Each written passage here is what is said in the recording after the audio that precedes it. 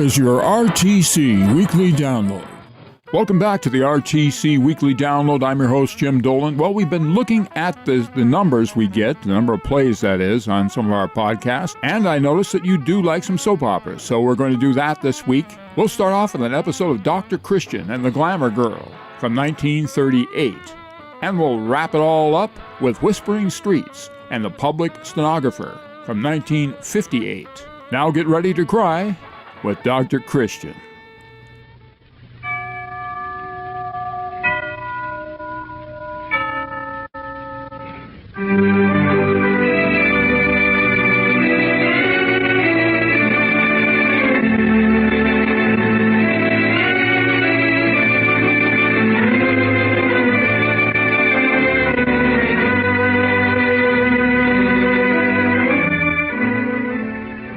From New York City, we present Jean Hersholt in a new Dr. Christian story called The Glamour Girl, presented for your enjoyment by the Cheesebro Manufacturing Company, owners of the trademark Vaseline, and producers of Vaseline Petroleum Jelly, Vaseline Hair Tonic, and other Vaseline specialties. Now, here's a question for you. How deep is skin deep? Well, skin deep on the eyelids is often thinner than tissue paper, but on the sole of a badly can be as much as 1/4 of an inch thick. Your skin, being a protective covering, grows thickest where it is exposed to pressure or friction. It's a wonderful organ, this skin of yours, and the body's first defense against infection. That's why it deserves special care whenever anything happens to it. Whenever you get a burn or a scald, a cut or a scratch, whenever your skin is chafed or chapped, give it the soothing protection of Vaseline Jelly. Vaseline Jelly is a safe, pure preparation that you can count on. It works in 3 important ways. First, it promotes healing. Second, it acts as a protective film when the skin is broken. Third, it lubricates and softens the skin by supplementing its natural oils. If you haven't Vaseline Jelly in your medicine cabinet, get some today. A generous jar or tube costs only 10 cents. New York at Christmas time is one of the most exciting places in the world. Exciting enough to lure our star, Jean Hersholt, and our feminine lead for tonight, Gloria Holden, away even from Hollywood. And so our Dr. Christian drama comes to you this evening from the home of drama, the Great White Way in New York. The Columbia Playhouse here is filled with Jean Hersholt fans, and the curtain is going up. The opening scene is laid in Faith Denton's new home, to which Dr. Christian has been summoned to prescribe for a bad case of nerves. People don't just lie awake for no reason at all, Faith. If you're in good health, you'll fall asleep quickly after a busy day. And I suppose you are busy with this nice new house to run. Oh, this is the first time you've been here since it was finished, isn't it? Remember the day Don and I planned it and brought the picture in the magazine down to show you? I remember farther back than that. To the day when you came in to see me and tell me you were engaged and you were going to be married. Yes, I remember that, too. We were pretty sentimental in those days, weren't we? Well, aren't you and Don sentimental now, Faith? Oh, men get over it after they've been married a while. At least everyone says they do. Has Don? I don't know. That is the... Faith, why don't you tell me the truth? You're worrying horrible about something, aren't you, child? Is it Don? I don't know. You're so jittery, Why, people notice it. Can't sleep nights. Can't even talk to me about it without crying. Yet you don't know what's troubling you. Oh, come, Faith, let the old doctor help. Can't prescribe until we have a diagnosis, you know. But I don't know how to tell you. It sounds so silly. What's silly? My being afraid. Afraid? What frightens you? I'm afraid of losing Don. Losing him? Has he been... Is he... Oh, he hasn't done a thing, really. I guess it's only my foolishness. But I can't help it. It's driving me crazy, this idea that he might love someone else. That he'll get tired of me. I'm so miserable I could die. Why, Faith, in this new lovely home with everything to live for, you're talking about dying? Well, shame on you. I know. But I can't seem to help it. Faith, jealousy is a terrible thing. Oh, it isn't jealousy exactly. It's worse than that. It's, Dr. Christian, men are always attracted by girls who are gay and amusing, aren't they?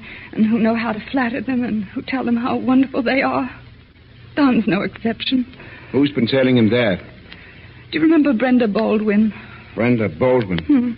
Oh, yes, of course I do, yes. Pretty little thing. Her mother used to take her into town every week for dancing lessons. And He always caught cold.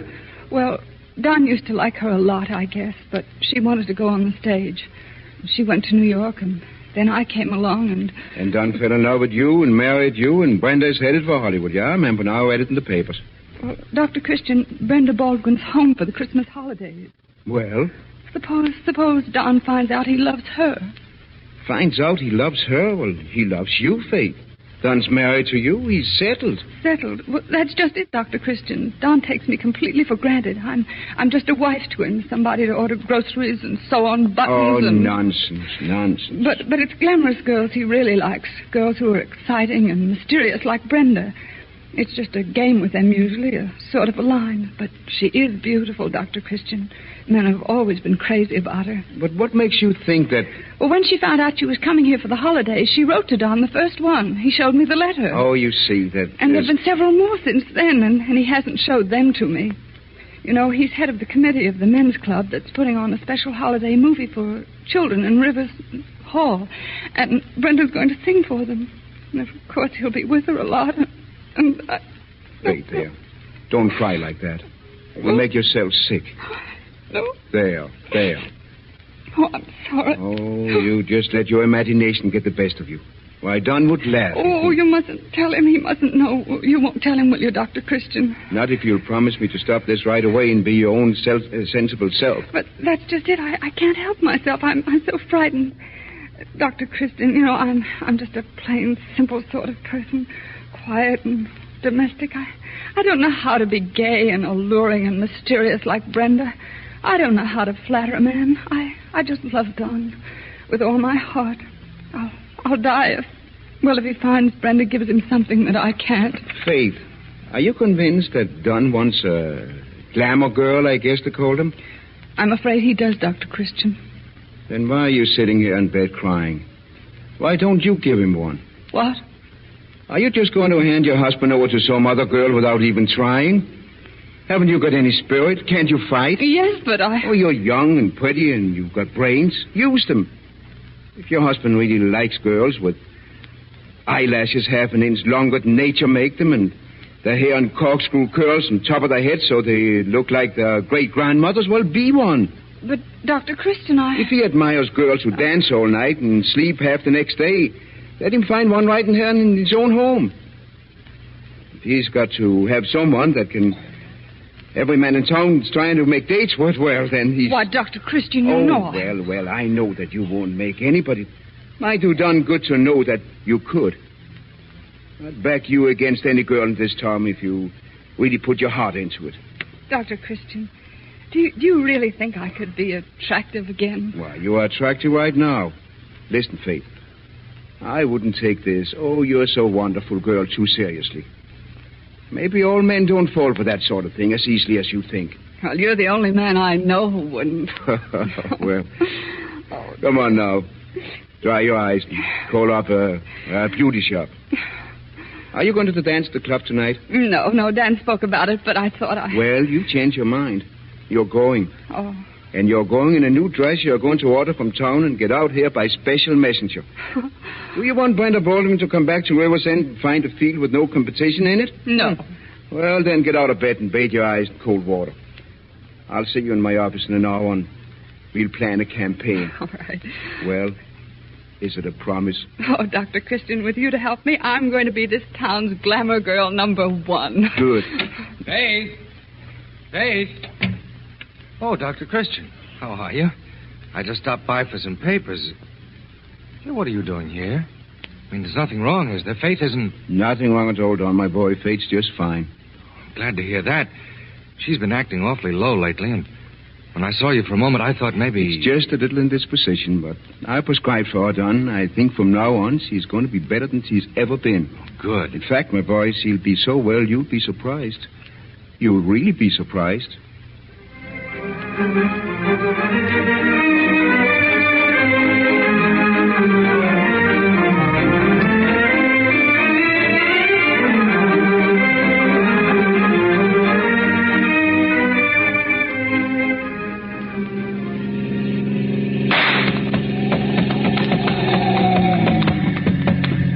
Oh, jumping Jupiter.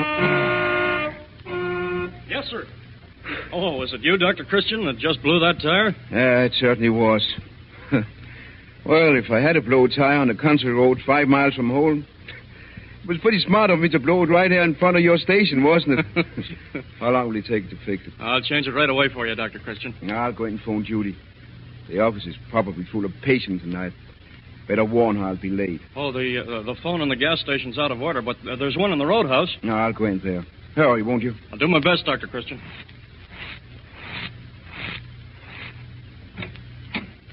Oh, waiter, may I use the phone? Right there, sir. Thank you.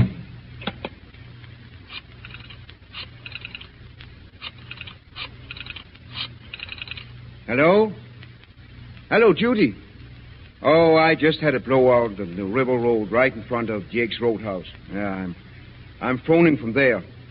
They're changing the tire now. Yeah, it'll delay me about 20 minutes. I'll get in as soon as I can. All right. Goodbye. I'd like a cup of coffee. Bring it over to the table in the alcove, will you? Yes, sir. I'll sit there by the window so I can see when my car's ready. Why? Don Denton. Oh, hello, Dr. Christian. You took me by surprise. I didn't... Dr. Christian, you remember Brenda Baldwin, don't you? Well, I remember Dr. Christian. He used to come and see me when I was little and had the earache. Didn't you, Dr. Christian? Yes, I did. Won't you sit down here with us? Well, I'll only be here for a minute.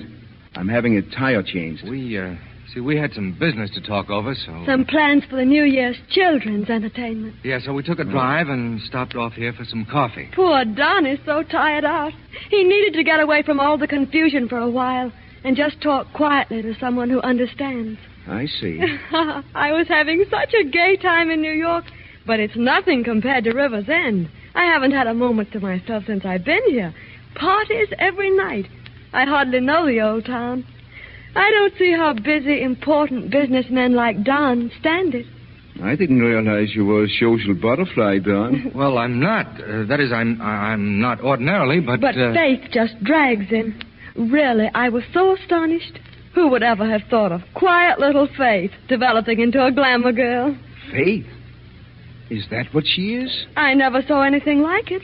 All the men in town are simply mad about her. Dr. Christian, have you seen her in that new black dress?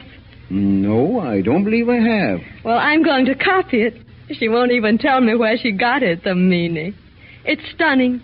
Well, I'm glad River's End isn't boring you, Brenda.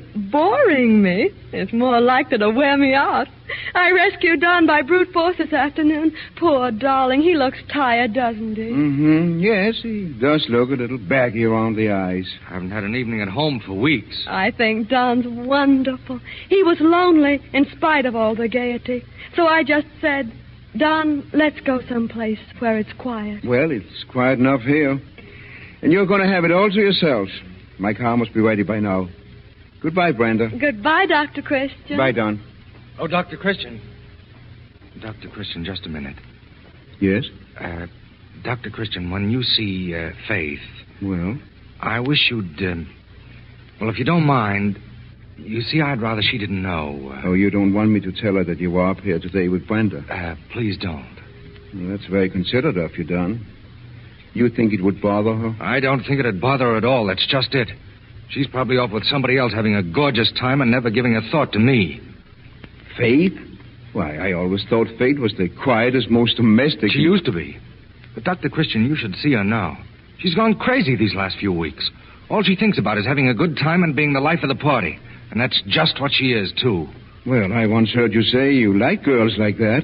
So I suppose you're happier now. Happier? Happier? How can I be happy? She isn't Faith at all anymore. The house is a mess. Everything's a mess. She just turned into one of those dizzy gals with a line. Doesn't care about anything anymore except having a good time. Oh, but when she's at home... She's never at home. Cocktail dates, dinner dates, dances. Well, but she doesn't go out without you. Oh, yes, she does. There are always half a dozen men ready to take her places if I'm too tired.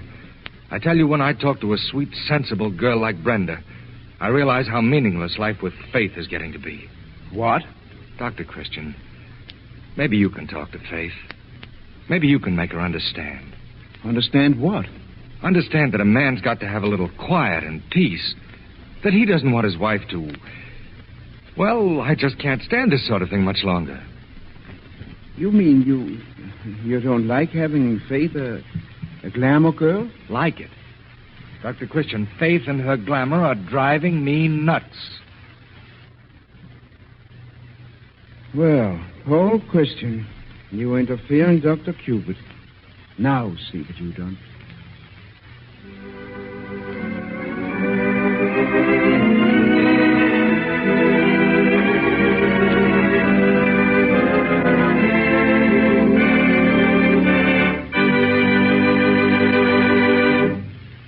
We have a moment now for intermission. So before we resume the Dr. Christian program, we've a message of special interest to every woman who wants to look her best this New Year's Eve. Maybe like me, Christmas shopping has left you feeling broke. But somehow or other, you're going to wangle a professional wave for New Year's Eve, even if you have to do your own shampooing. Well, I want to tell you how to give yourself a simple, grand scalp treatment before your home shampoo. Ever since I discovered it, my friends have been telling me how soft and glossy and alive my hair looks. Now, this is what I do. Before shampooing my hair, I massage plenty of Vaseline hair tonic on my scalp and steam my head for 10 minutes with towels that have been wrung out in hot water.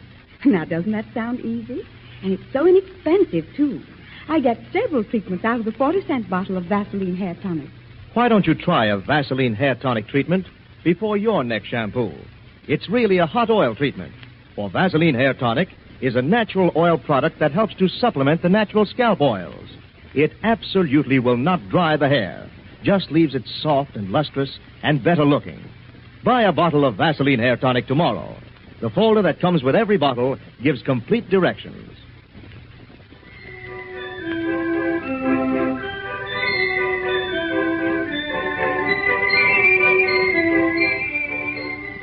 The curtain is rising now on the next act of our Dr. Christian drama, Glamour Girl.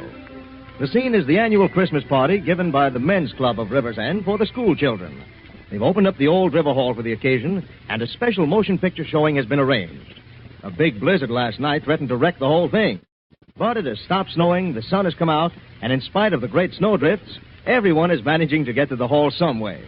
Dr. Christian and Faith Denton watch the audience from backstage.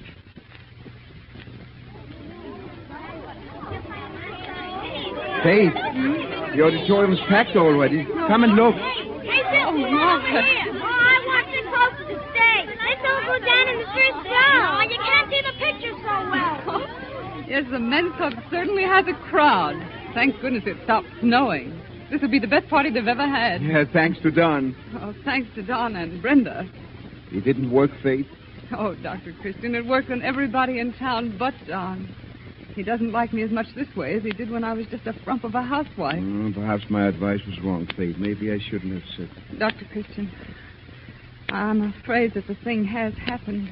Don and Brenda care for him. Listen, Faith, I want to talk to you right after the performance. Oh, you're here. Oh, I thought you were coming back home to pick me up, Don. Brenda had a lot of errands to do. Don said you wanted to sleep late, so I kept him with me. We've been collecting presents. You know, the storm held everything up so that lots of people couldn't bring them in last night as they'd planned. I was going to send the car back for you, Faith. Oh, it didn't matter. Judge Morton brought me over. Yes, I was sure somebody would. What time did you finally come home last night? I didn't. We waited for daylight and had scrambled eggs at the lunch counter for breakfast. We got snowbound at the club last night, Dr. Christian. Don wouldn't believe me when I called up and told him I couldn't get home, but honestly, we had to wait for the snow plows. Faith, I want to talk to you. Dr. Christian, won't you come and help me put these things around the edge of the platform so we can pass them out to the children at the end of the show? That's a fine thing to make a movie star do, play porter. Oh, I love it. Besides, they'll be my public one day. Well, Donnie, having a nice vacation? You're too cross to talk to me? Well... Stay here. I've got something to say to you. But not here. You're never home anymore. I've got to say it here. Well, if you insist. Won't take long. It's just that I'm through. Through? Last night was the last straw. Staying out all night. But, Don, I was at the club. We really couldn't get out. The snow was... I don't care where you were. If you'd been at home where you belonged, it wouldn't have happened. Oh, Don. I don't know what's come over you the past few weeks, but I do know Well, I know what's come over you. You've been cooed and fussed over and told how wonderful you are until you're dizzy. Well, that's something that you haven't told me in a long time. Oh, Don, don't really. bother. I'm going to California for the firm on Tuesday. I don't know when I'll be back. California? Tuesday. Oh.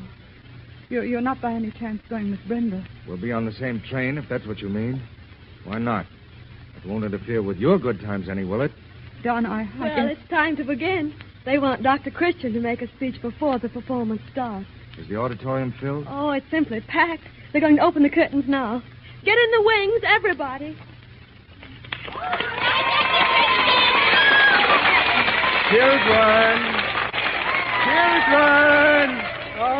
All right. We've invited you here today as the guest of the Men's Club of River's End to see a special performance of... What's that? I don't know. Sounded as though something hit the roof. A special performance of a motion picture program selected just for you and to meet as our guest of honor. Good heavens, the roof's caving in.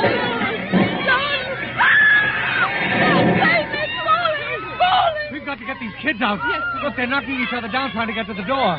Children! Stand still!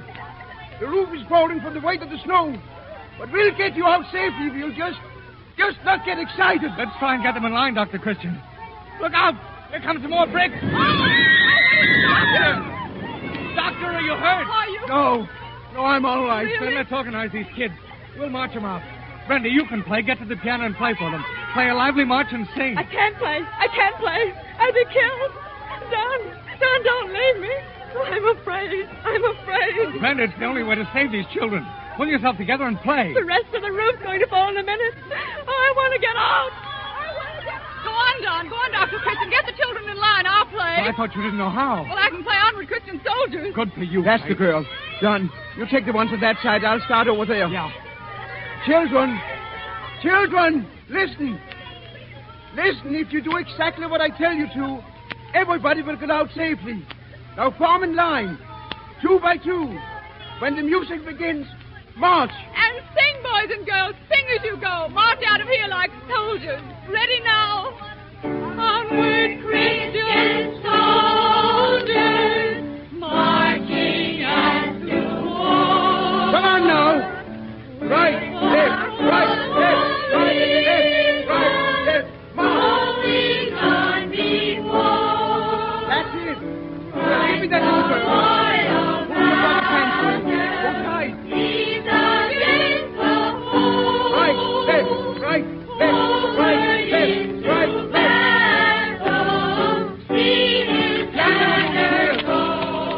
That's it. The whole roof may go any minute. Get paid. I think we can stop playing now. Well, they keep on marching without the music. Queso, Don. Queso. Faith, stop playing now. Hurry. Not till they're out. Faith, come here. Faith, run, come here. Onward, Christian soldiers, marching at the war.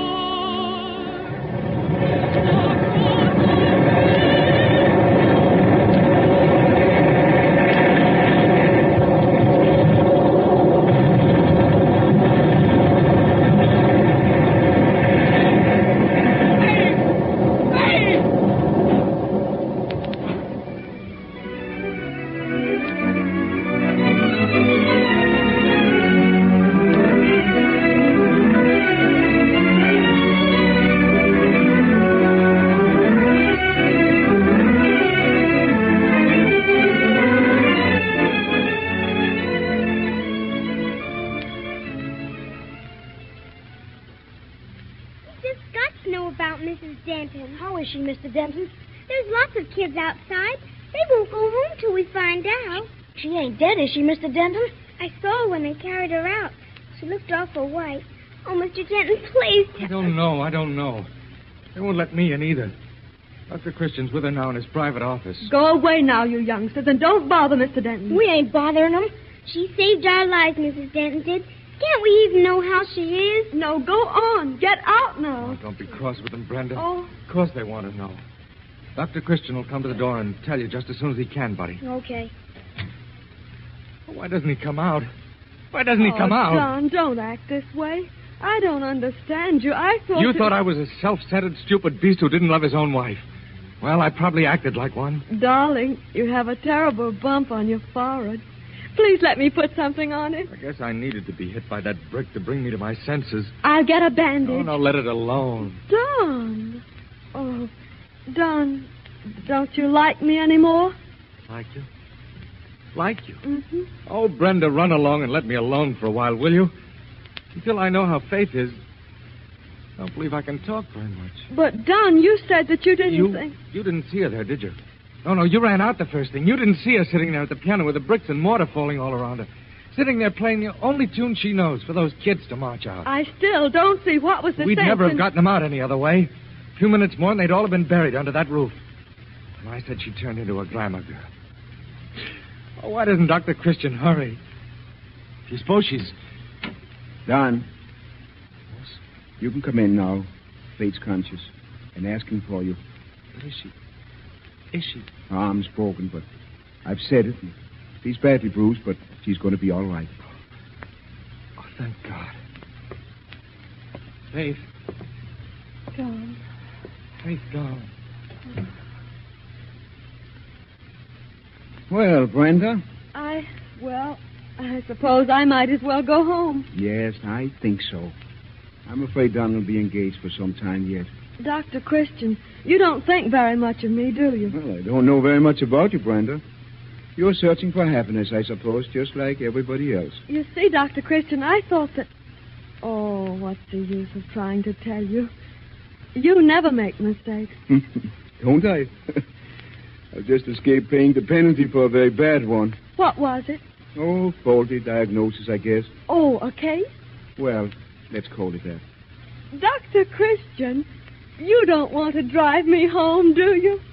Why, Brenda. Don't men like you, big men who do such marvelous things, get a little lonely sometimes? Don't you ever long to just talk quietly to a girl who can really understand you?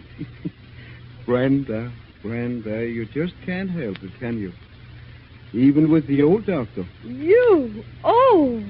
You're the youngest man I know. Dr. Christian, I think you're wonderful.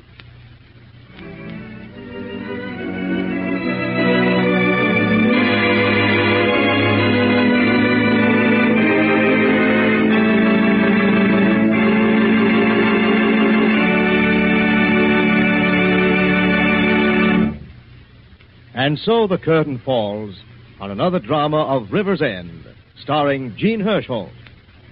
Mr. Hirschholt will be out in front in a moment to take a bow and to tell you about next week's program. But now a word about the products that make this program possible. Many women keep a jar of Vaseline jelly handy in the kitchen, as well as in the bathroom cabinet. It's always ready to give prompt first aid and costs you only 10 cents. Be sure to look for the famous Vaseline trademark when you buy. It is your guarantee of absolute purity. For Vaseline jelly is made by a special scientific process and refined until it is so pure you can eat it. It is, in fact, the finest product of its kind that can be made. So wonderful for the skin that it also has been made the base of a number of specialty products. Vaseline borated jelly, Vaseline carbolated jelly, Vaseline camphor ice, and Vaseline lip ice. Ask your druggist about them. The artists featured in tonight's Dr. Christian drama were Gloria Holden, who played Faith Denton, James Meehan, who played Don Denton, Helen Walpole, who played Brenda Baldwin, and Francis Neighbors, Frank Butler, Betty Jane Tyler, Jackie Grimes, and Lawrence Robinson. And now our star, Jean Hirschholt, as Dr. Christian.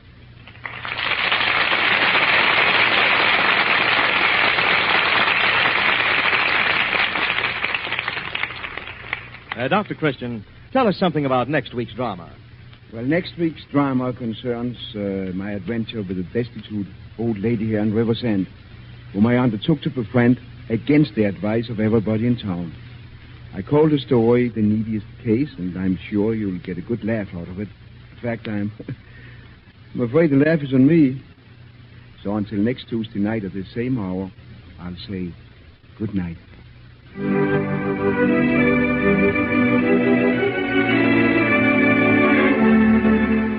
Don't miss next week's Dr. Christian drama, The Neediest Case, starring Jean Hirschholt, famous Hollywood actor in the title role, with Josephine Hull, Broadway star, and Gloria Holden, featured Hollywood player, in the supporting cast.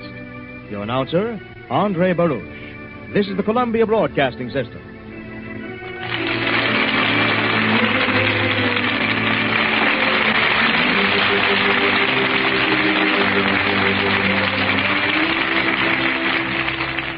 Stay tuned for an episode of The Whispering Streets and The Public Stenographer from 1958 after this. Ladies, there's a lot of talk today about new improvements in wash day products, but today I have still more interesting news for you. News about amazing new Oxidol. Now, you've heard all about the new no-rinse suds, but common sense tells you that no-rinse suds just can't get out all the dirt. You've probably tried the no-rinse suds and found out through personal experience that they always leave in a certain amount of graying dirt. That's what makes the news about new Oxidol all the more amazing. New Oxidol saves your rinsing and gets out the graying dirt, too. It's designed so that it can get clothes deep clean with just one rinse. Yes, with just one rinse, new deep cleaning Oxidol gets out graying dirt that no-rinse suds leave in. And not only that, but with just one rinse, new deep cleaning Oxidol washes clothes cleaner of dulling film than any other leading soap with 2 rinses. Now, Oxidol can do this because it reaches deep down into the fibers of clothes, loosens dirt, lifts it up, and floats it away. Clothes come out really clean, deep clean, gloriously white, beautifully soft, wonderfully sweet-smelling. And Oxidol is wonderful for washable colors, too. Yes, deep cleaning Oxidol and just one rinse is truly safe. So discover this amazing new deep cleaning Oxidol next wash day. With just one rinse, it gets out graying dirt, washes clothes cleaner of dulling film than any other soap with 2 rinses. With just one rinse, your clothes look clean, feel clean, smell clean, because they are clean. Oxidol Deep Clean. Ask your dealer for this amazing Oxidol in the same familiar package. Remember, with just one rinse, Oxidol is deep cleaning.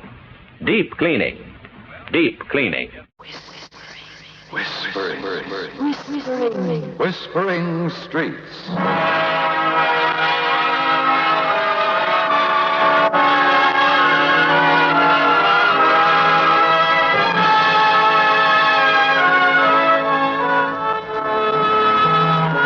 And here is Betty Davis.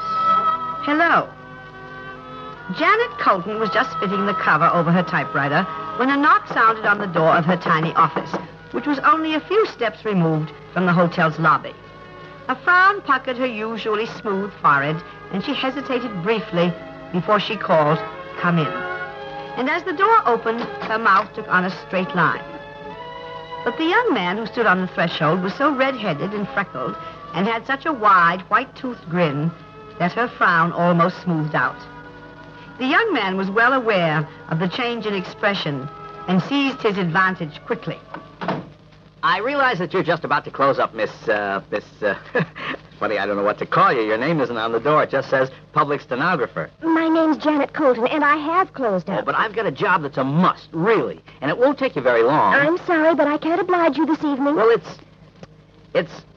it's terribly important, Miss Colton. That's what everybody says when they come in at the last moment. I'll pay you twice your regular rates.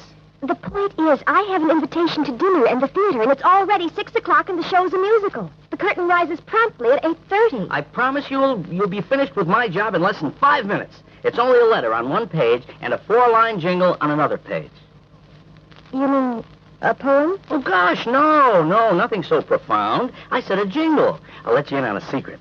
Miss Janet, there's a contest, see? And it closes tonight at 7:30. And if I get my jingle in, well, how about it, Miss Colton? I explained I've got an engagement. 5 minutes, Miss Colton, just 5 minutes. Oh, have you a copy of the letter, or do you want to dictate it? And have you finished the jingle? Yes, to both questions. Now, the letter and the jingle are to be delivered to the address on the top of the letter. I'll give you extra money to have the envelope delivered by the hotel messenger service. Now, I said I'd pay double your regular rate, so how much do I owe you? Oh, I couldn't possibly charge you more than $2. I'll give you $5, plus money for the messenger. Let me see now. That should be about $2. Yes. All right, here you are, Miss Janet. A $5 bill and 2 ones. $5 is too much. Give me a cigarette, we'll call it square. I'm fresh out of cigarettes. Well, I'm sorry, but I don't smoke. Well, while you're typing the letter and the jingle, I'll get a pack at the cigar store in the corner, huh? Here are the rough copies of the jingle and the letter. I'll be right back. Now, don't go yet. Wait until I've read them through for errors. Oh, I've gone over them a dozen times. They're okay. You're a doll, Miss Janet. Well, such a breezy young man. The letter's short enough. I told the truth about that. Let's see, I'm enclosing a copy of the jingle. It will wind up our current deal, so I won't be seeing you again until the next job comes up. Sincerely yours, Red. Red suits him, but he didn't give me last name. Now, let's look at the jingle. It's silly. It doesn't make any sense at all. And on top of that, Come in. Well, you didn't lose any time, I must say. Oh, Mr. Webster, I thought you were someone else. No, unfortunately, I'm myself. I brought 2 more chapters. Look, Mr. Webster, I'll be out of here in a couple of minutes. I can't possibly do any more work on the book until tomorrow. I have a date for dinner and for the theater. Oh, you won't and the have curtain... to do any copying tonight. You can leave the 2 chapters in your desk drawer and start on them first thing tomorrow. Oh, well, I'll lock them in my filing cabinet, and then they'll surely be safe. Right at this moment, I'm so fed up with the whole lousy project, I don't care whether or not they're safe. Don't take my advice, Miss Colton. Never agree to be a ghost. This book on crime and applied psychology is the best writing I ever did, or ever will do. But no byline. When can I come for the finished work, Miss Colton? Oh, I'll be done by the late afternoon. Unless the chapters run unusually long. No, we don't. Well, thanks a lot, Miss Colton. I'll be seeing you. It's all right. Oh! What on earth was that? Probably a car backfiring. I guess I'm so anxious to get out of here, I'm jumpy. It sounded like a shot. In just a moment, Betty Davis will be back again. But first, I sailed in an old 4-stacker back in 1940. In those days, we could get service time credit towards Social Security only if our service time wasn't already counted in figuring out our military retirement or some other type of federal retirement benefit. But all that's been changed since the days of the old 4-stackers. Now, service time counts for both Social Security and service retirement, which means 2 retirement checks instead of 1 when you fellas reach 65. Active service from 1951 to 1957 can be counted toward both retirement systems if you have had active service since January 1957, although Social Security deductions from servicemen didn't begin until that date. All future service time, of course, will be counted both ways. So today's serviceman can look forward to bigger retirement benefits. But perhaps more important is the double protection which the serviceman's family has in the event of his death. For besides Veterans Administration benefits, Social Security provides monthly checks to widows and minor children. Have you investigated your Social Security benefits?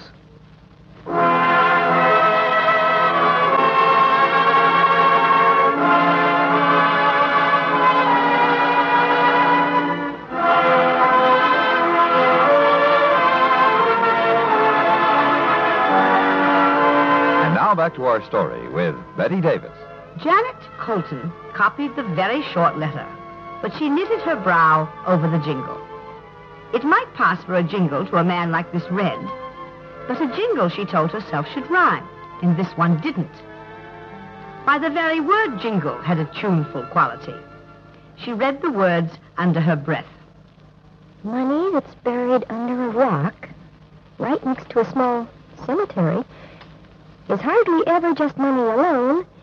It can light up a great big room. Well, that's the silliest thing I ever heard. I told him to stay until I read it through for errors, but he was so darn bullheaded. Well, when I was a kid, I used to write poetry just for a lark, so I can change this in a minute. I think he'll be very pleased when he comes back and reads it. He'd never win a prize with it the way it is now. Let me see. Money that's buried under a rock. He obviously meant to say stone, because stone and alone rhyme. Now, as for cemetery and room, oh, my goodness, they don't rhyme either. But I could make the cemetery a tomb, and then... There now. Money that's buried under a stone. Right next to a very small tomb. Hardly ever just money alone. It can light up a great, big room. Well, it's gibberish at best, but at least it's better than it was. My goodness, he's been away almost 10 minutes. Shouldn't take him longer than 10 minutes to get cigarettes. If I'm late for dinner in the theater, I'll never forgive him.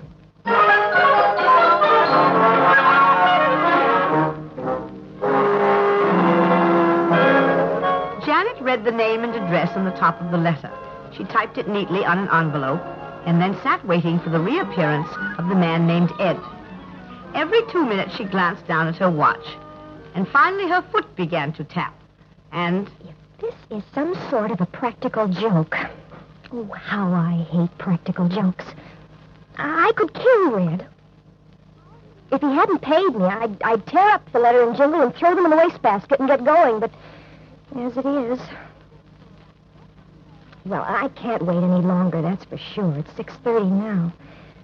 I'll leave a note on the door saying that I've left and that I've sent the letter by one of the hotel messengers as he suggested. That's all I can do.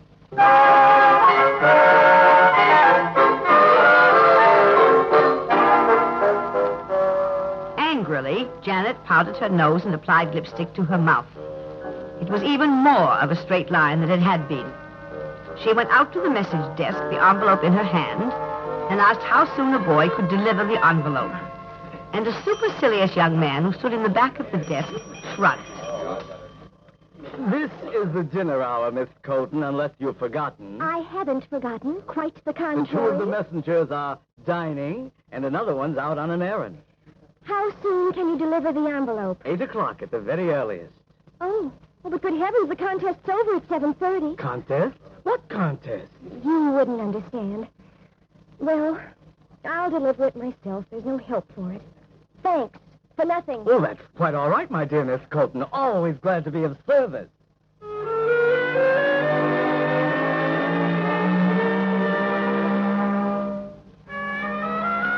Fortunately, the address on the envelope was not too much of a detour from the restaurant in which Janet was meeting her date. She paused in a phone booth and called the restaurant and had them paged, and explained the situation, and then went outside and hailed a cab and gave an address to the driver. The cab stopped at a dim brownstone house on a side street. She told the driver to wait and rang the bell, and the door opened immediately. It was almost as if somebody had been watching for her. Well, what is it? I'm delivering an envelope from a man named Red. From Red? Who are you anyway? It's none of your business who I am. Come in. Be quick about it. Let go of my arm. Just keep quiet, lady, till I've read what's in that envelope. I'm in a hurry. I'm going to dinner and then to the theater. Maybe you are and maybe you ain't, miss. That remains to be seen. Give me the envelope. I am enclosing a copy of the jingle. It will wind up our current deal, so I won't be seeing you again until the next job comes along. Until then, Red. Okay, now for the jingle. I insist. I must leave. I have a date for dinner in the theater with my boyfriend. Your boyfriend? Well, he can wait a while and like it. Money that's buried under a stone right next to a very small tomb is hardly ever just money alone. It can light up a great big room. It's a perfectly ridiculous rhyme.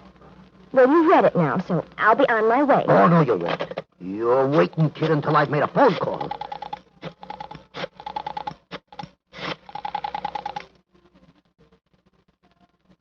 Hello? Red there? Well, where the heck is he? Oh. All right. I'll call Charlie.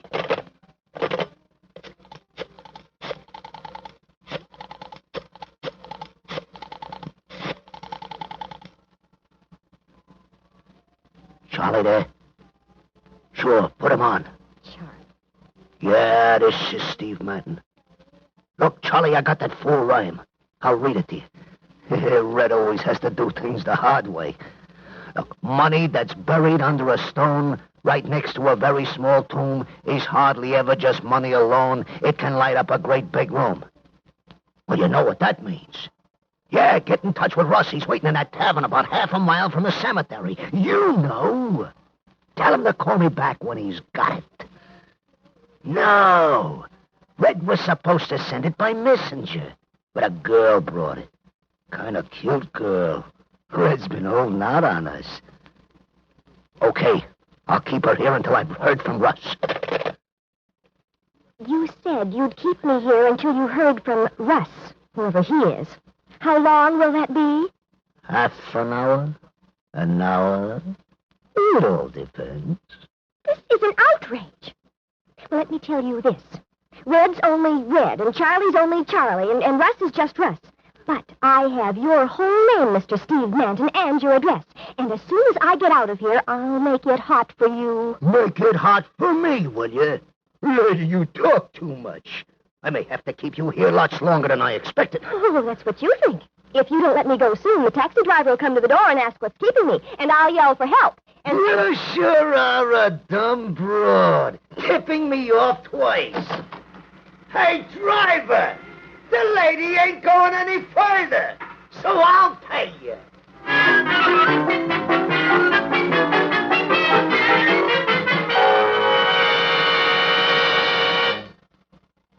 In just a moment, Betty Davis will be back. Did you ever stop to realize that 4 American coins show us the importance of elections? The first one is the Washington Quarter. It was George Washington who reminded us that on the unity of our government depends our independence, our peace at home and abroad, our safety, prosperity, and our freedom. The second coin is the Jefferson nickel. It was Thomas Jefferson who said, "No government can continue good but under the control of the people." The third coin is a penny, bearing the likeness of Abraham Lincoln, who said, "Among free men, there can be no successful appeal from the ballot to the bullet." And finally, the Roosevelt dime reminds us of something Franklin D. Roosevelt once said. Every man and every woman in this nation, regardless of party, who have the right to register and to vote, and the opportunity to register and to vote, have also the sacred obligation to register and to vote. These 4 Americans, by recognizing the importance of elections, added another page to your political history.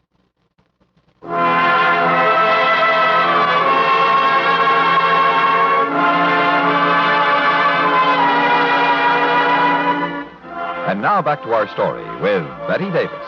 Jan told herself, he's right. I am dumb. If the taxi driver had come to the door, I'd have been in the clear, but now. She sat stock still, hating Red, hating Steve, hating the unknown Russ and Charlie, most of all, hating herself. Until the door swung open and Steve stepped through and closed it and shot the bolt in place. Well, that's that. Now all we gotta do is wait. You play, Jen? No, I don't. I detest cards. And if this is some sort of practical joke... It ain't no joke, you'll find that out. What gives with you and Red anyhow, you Red's girl? I certainly am not. I'm engaged to an honest man who upholds the law. I wouldn't have anything to do with a crook. Lay off calling names if you know what's good for you. Of all the girls in the world, why did he have to pick you to carry his messages? How about some music on the radio? No. No, no! I was going to a musical tonight. I've wanted to see it ever since it opened a year ago, but the tickets have been at a premium. It was only just this morning my friend called to say he had a pair of them, and... I hate you! Hate you! Hate you! It's mutual, lady! Oh, I've always told myself there wasn't a dish anywhere that I couldn't learn to like. But you're the exception.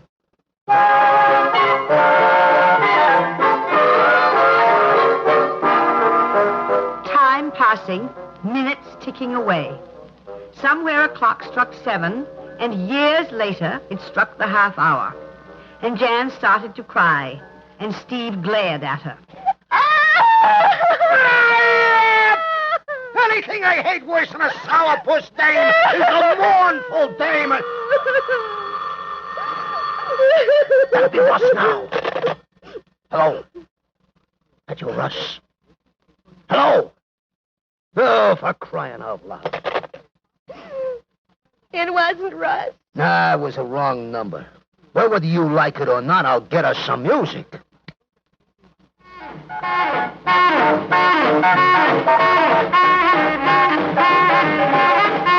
Like to dance! Only with my friends, not with thugs or... First it's gangsters, now it's smarts. Next, I suppose you want to know something?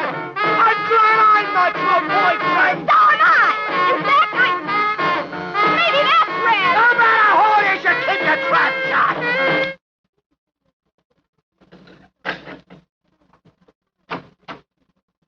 What the heck do you want? Open up. Make it snappy.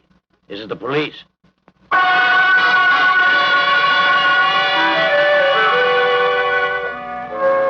Janet Colton was up out of her chair, her arms outstretched, as a good-looking young fellow in a gray flannel suit stepped into the house. No, he wasn't an advertising man. He was her man. He held the gun in his right hand, and with his left he fumbled in his pocket and produced a shiny pair of handcuffs. Here, Jan. You take these bracelets. And hold out your hands, Mr. Matten, and be quick about it. Yeah, I've got you covered. Why, you... Clamp them on, Jan. You know how. Atta girl. That wrong number. It was you on the phone. Sure. I was in the corner drugstore. Well, how'd you get the number? It's unlisted. My girl gave me the address when she phoned. The rest was easy. When she phoned? Well, she hasn't been within a mile of the phone. I phoned him before I came here. Well, I had to explain why I was late, didn't I? I said I was stopping off at this address to deliver a letter a man named Red had given me. I told Dick about the letter and the jingle. You know, Jan's the trusting type, but I had a hunch there was something strange going on, so I called the lieutenant at my precinct station. You called your precinct station? Then you're... I told you I was engaged to a man who upheld the law. Dick's out of uniform because he's taking me to the theater. At least, he was. Oh, I'm still taking you, Mavourneen. Yeah, we'll have to skip dinner, but we'll eat later. Well, I called the precinct station, and they told me they had Red. They winged him just as he was leaving the hotel to get some cigarettes. Oh, They then said- it wasn't a car backfiring. It was a shot I heard. He's dead? Oh, heck no. He's in the hospital under police guard. He was able to give us the whole setup, including the rock near the cemetery gate and the location of the cemetery. Of course, we had news of the jewelry store being robbed. Not only of money, but of sparklers. We contacted the local men in the town that's nearest the cemetery, and they nabbed your pal Russ. He was busy digging near a little tomb, but he hadn't found what he was after. Yeah, Red hid the loot, and then he wrote the clues in a full jingle. He's read too many mystery stories, Red has, and... Why did he give us a bunch of false clues? Well, he didn't. You see, the way Red had it. Well, he said a rock near a small cemetery. I changed the words so they'd rhyme. Rock to stone and cemetery to tomb. And if you hadn't, Russ would have found the loot and been miles away by now. Looks like you get a reward, Jan. Didn't know I was going to marry a rich girl. Well, come on. We'll drop this lug at the station house, and I'll write out my report. Then we'll go on to the theater. I want to see the first act curtain go up.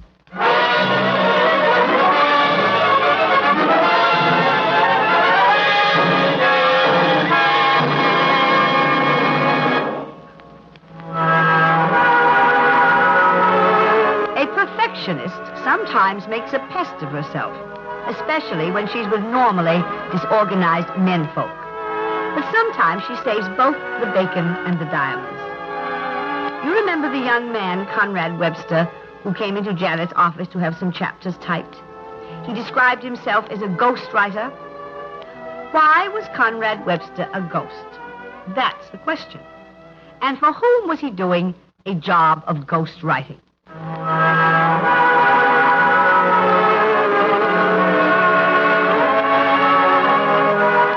And now here is Betty Davis to tell you more about Conrad Webster. A ghostwriter is an unfortunate person.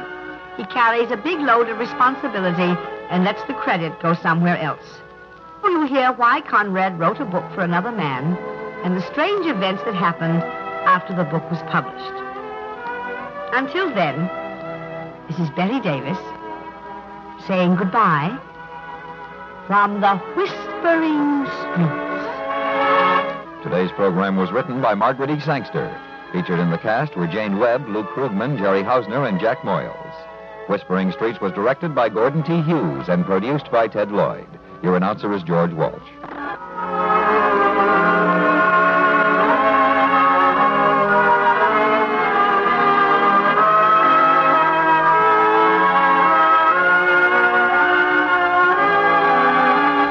That's it for this week. We'll be back next week with more old-time radio. I hope you can join us then. Till then, this is Jim Dolan thanking you for listening. The RTC Weekly Download is produced by Chris Stone and Jim Dolan.